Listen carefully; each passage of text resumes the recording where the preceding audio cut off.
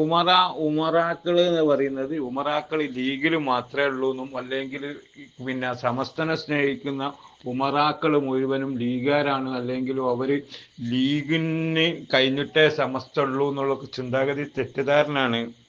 ഉമറാക്കൾ വേണം, ഉമറാക്കളും പിന്നെ ഉലമാക്കളോട് കൂടി ചേരുമ്പോഴേ അതിൻ്റെ രീതിയിലെത്തും. പക്ഷെ ഇവര് പറയുമ്പോൾ ഉമറാക്കളൊക്കെ വില ലീഗുകാരാണെന്നുള്ള ഒരു ചിന്താഗതിയാണ്. അല്ലെ ലീഗിനെ സപ്പോർട്ട് ചെയ്യുമെന്നും സമസ്തനങ്ങ് എറിഞ്ഞാളൂ എന്നുള്ളൊരു വിശ്വാസം അവരിൽ ഉണ്ടായിട്ടാ. അതൊക്കെ പോയി, അതൊക്കെ കാലമൊക്കെ കഴിഞ്ഞ്. ഞങ്ങളൊക്കെ മഹലിൽ 90% പിന്നെ ലീഗിന് സപ്പോർട്ടില്ലാത്ത ഉമറാക്കളാ, സമസ്തനെ സ്നേഹിക്കുന്ന ഉമറാക്കളാ അതാണുള്ളത്. ആ ഉമറാക്കളാണ് സമസ്തക്ക് ഇനിയും താങ്ങും തണലും. പിന്നെ ഇവര് കുറച്ച് ഉമറാക്കളാണെന്ന് പറഞ്ഞ് ലീഗ് തലക്ക് പിടിച്ചിട്ട് പിരാന്തെടുത്ത് നടക്കുമ്പോഴല്ല അതിൻ്റെ ഒന്നും അവസ്ഥ. ഇവര് മാത്രമേ ഉള്ളൂ, ലീഗിന്റെ പിന്നെ പ്രവർത്തകർ മാത്രമേ ഉള്ളൂ ഉമറാക്കൾ.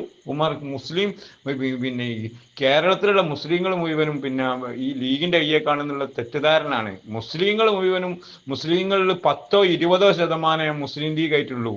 അതിന്റെ ഉമറാക്കളെ അതിലുണ്ടാവും. ബാക്കി സമസ്തനെ സ്നേഹിക്കുന്ന ഒരുപാട് പല പാർട്ടികളിലും, പാർട്ടിയുള്ളവനും പാർട്ടി ഇല്ലാത്തവനും ഉമറാക്കളുണ്ട്. ആ ഉമറാക്കളാണ് സമസ്തക്ക് താങ്ങും തണലുമായിട്ട് മുന്നോട്ട് പോകുന്നത്. എന്നിട്ട് അങ്ങനെ ആയില്ലെങ്കിൽ 89-ൽ പിളർന്നപ്പോ പിന്നെ ഉമറാക്കൾ ഇല്ലാണ്ടായി പോയിട്ട് പിന്നെ APക്കാർ വളരാണ്ടായി പോയോ? ഇതെന്തൊരു ന്യായാണ്? ഇവരെ നെട്ടിച്ചൽ കേട്ട വിചാരിച്ചു ഇവരൊക്കെ വെറുതെ പൈസ തരാണ്. നല്ലോ അധ്വാനിച്ചിട്ട് തന്നെയാണ് ഉസ്താദ്മാര് തൊണ്ട കീറി പഠിപ്പിച്ചിട്ട് തന്നെയാണ് പൈസ ഇട്ടണത്. അതും വളരെ തുച്ഛമായ ശമ്പളവും. നിങ്ങൾ ഈ സംവിധാനം മൊത്തം വാഫിനെ ഉദവിനെ ഏൽപ്പിച്ചോളി.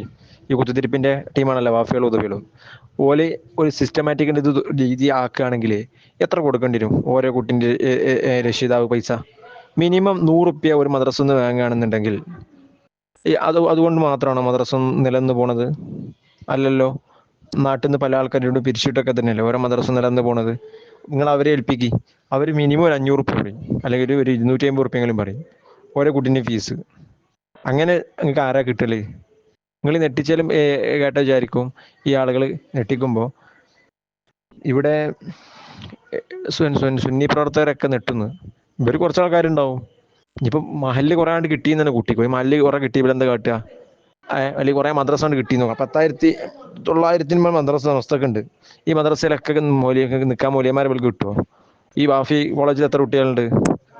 വാഫികളാണെങ്കിൽ മദ്രസയിലും നിൽക്കില്ല, പലരും നിൽക്കൂല, കുറഞ്ഞ ആൾക്കാരെ നിൽക്കുക. കാരണം അവർക്ക് തുച്ഛ ശമ്പളമാണ്, അവിടെ പോലെ കിട്ടൂല. ഉദവികളും അങ്ങനെ തന്നെ. പിന്നെ ആരെ കിട്ടുക? അപ്പം ഈ നെട്ടിച്ചലൊക്കെ വെറുതെയാണ്.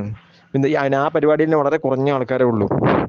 ഇടപോലാണ് ഈ കളിക്കണത്. ഇതിന്റെ പിന്നിൽ വളരെ കൃത്യമാണ് വാഫികളും ഉദവികളും ഉണ്ട് മെയിനായിട്ട്. പിന്നെ ഈ കുറച്ച് ടീമും അവരുടെ ലക്ഷ്യം ലീഗിനെ സമസ്ത തമ്മിൽ തെറ്റിക്കുക, സമസ്തന്റെ പ്രവർത്തകന്മാർക്കിടയിൽ ഭിന്നത ഉണ്ടാക്കുക, അതേപോലെ ഒരു കഷ്ണം രാഷ്ട്രീയ അടിമകളായി നിലനിൽക്കണം. അവരോട് കൂടെ ഇവരെ സംവിധാനങ്ങളെ ഉദവിയായാലും വാഫിയായാലും ഒക്കെ എന്ത് ചെയ്യണം, ചേർക്കണം എന്നുള്ള ഒരു കാഴ്ചപ്പാടിന്റെ പുറത്താണ് ഇവർ നിൽക്കുന്നത്. ഏറ്റവും വലിയ ഭിന്നത ഉണ്ടാക്കാൻ ഇവരെ ശ്രമിക്കുന്നത്. ഒരു ഉപ്പ്യങ്ങൾ ദാറുലൊക്കെ കൊടുത്തോ?